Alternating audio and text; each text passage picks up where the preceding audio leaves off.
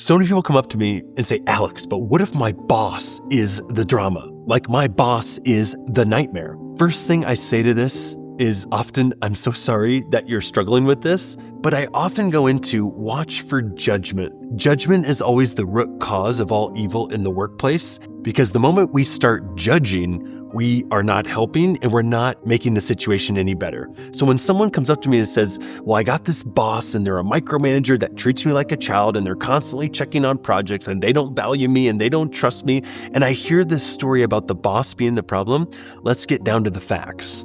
Now, I know I went fast, but the facts of that story where you have a boss that checks on things more than you prefer.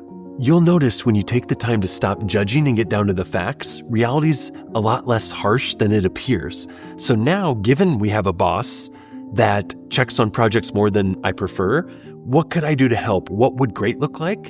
And that's a simple conversation to say, how can I instill trust in my work so that you feel like you have to check on it less often? Another technique that's helped me in my career is I might grab some time in a different setting with this boss and write out literally what would great look like on a list. Like if this was going perfectly, what would our working relationship be? Like what would an awesome back and forth look like? And then I make a second sheet that says, that's what I'm hoping for. Here's what I'm willing to do to lean into that. And then I might ask for an invitation in the third sheet to say, what could you do to support that?